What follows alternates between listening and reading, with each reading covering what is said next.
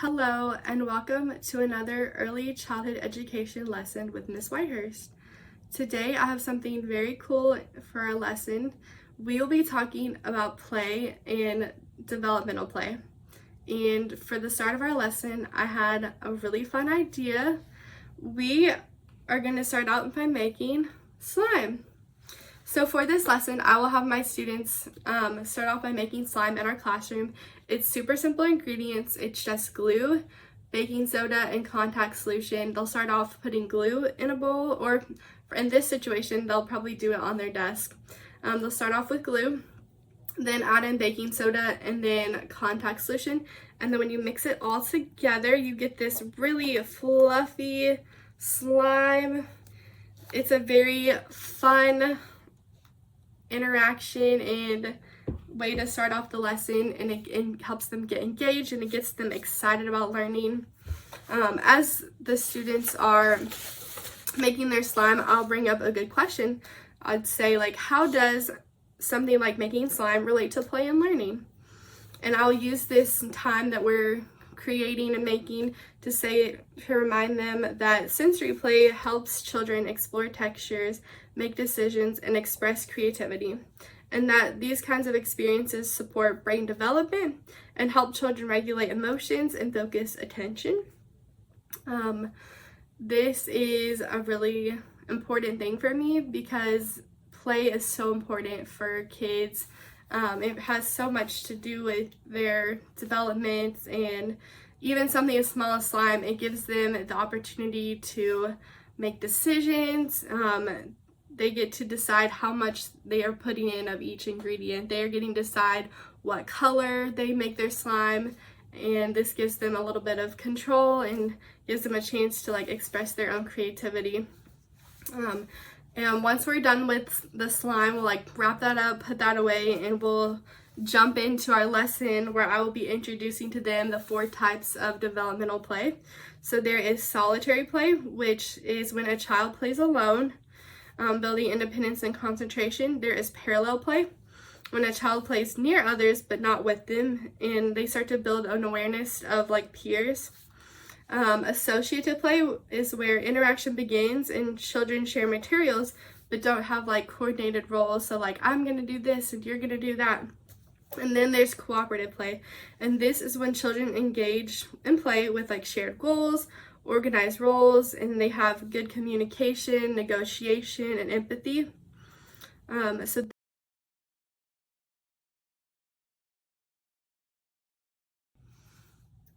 Now that we have gone over the 4 types of developmental play, I want to take a second and just go back through them one more time, just so I make sure that my students have a good grasp on them. As I'm doing this in class, I will have a PowerPoint, I'll have graphics, videos to help illustrate the importance of it, and with examples of what it looks like. But just one more time, we have solitary play, so that is when children play alone. And in this play, they are building independence and working on concentration. There is parallel play, and that's when children play near others but not with them, and this is a moment where they are building awareness of their peers that are with them. Then we have associative play, so that's when some interaction starts to begin with others. Children will share materials but don't have roles that they're playing in the play. And then 4 is cooperative play, so children engage in play with shared goals and organized roles. This helps foster communication, negotiation, and empathy. So now we've kind of gone over those. I have some questions that I want to bring up. So for my students, I'll ask, what might a child be learning in each stage of play? And can you think of a toy or activity that would support each stage? A lot of times in my room I have whiteboards, so I will give them whiteboards and I'll give them time to think on these questions, and if they have a good answer they want to share, they can jot it down and hold it up and show me. As we're discussing all this, I will also be sure to address some misconceptions around play.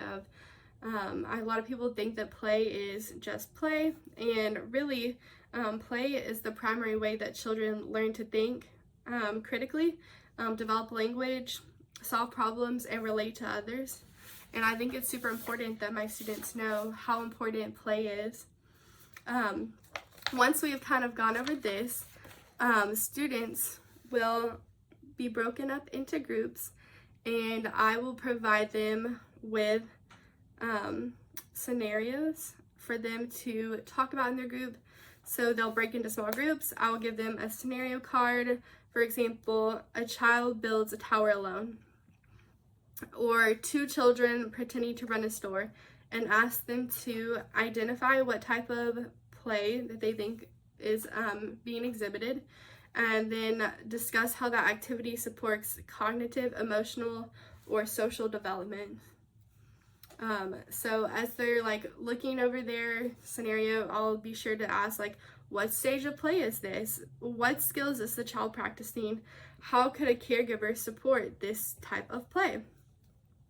As students are working, I'll be sure to like walk around the room and make sure that they're staying on task, listening to their conversation. And as I like hear conversations happening, I might ask some like clarifying questions to make sure that they're understanding.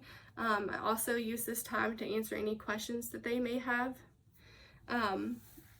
Once we are done, I will have them as a group share their scenario and what they decided their type of play was, and the how the activity supports either cognitive, emotional, or social development.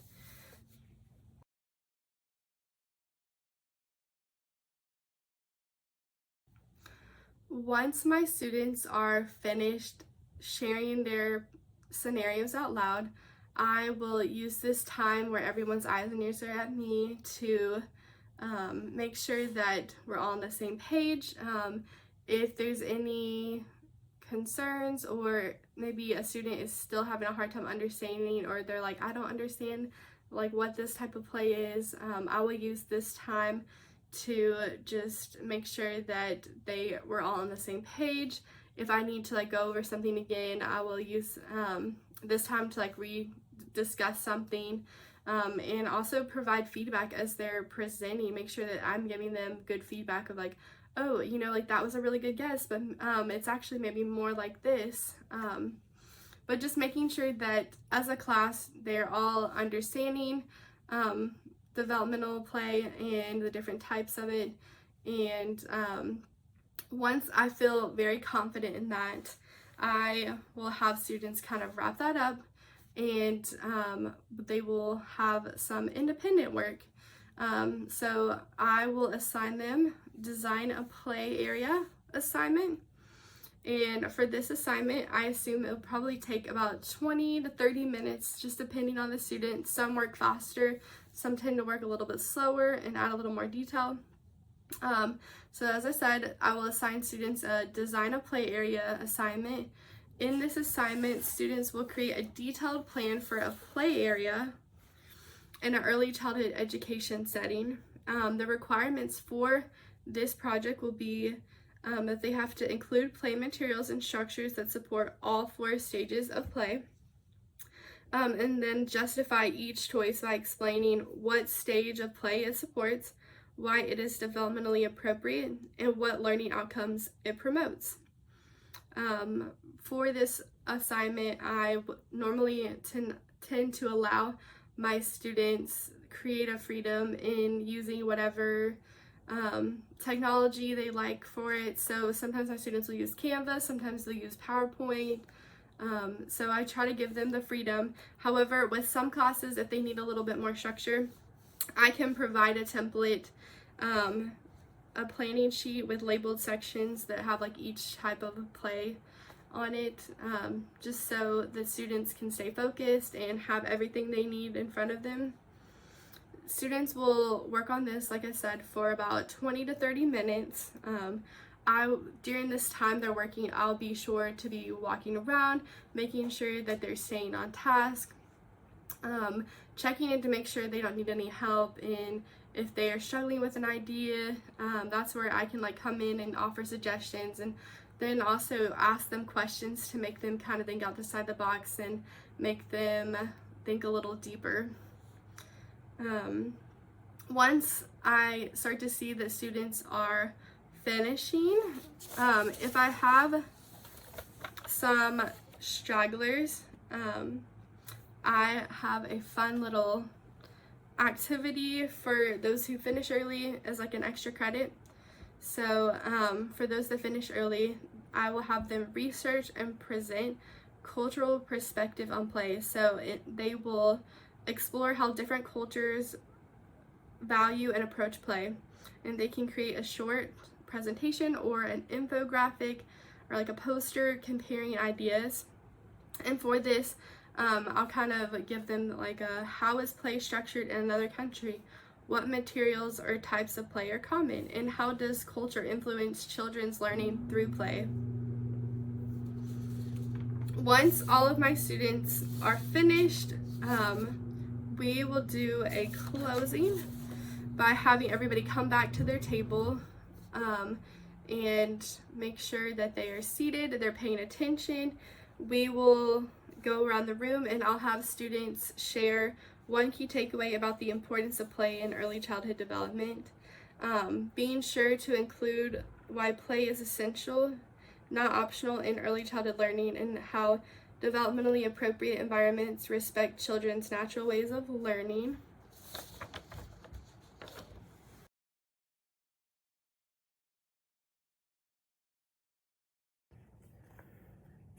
So as I'm going around the room, students will be sharing with me one key takeaway for the day, something that stood out to them, something important about play in early childhood.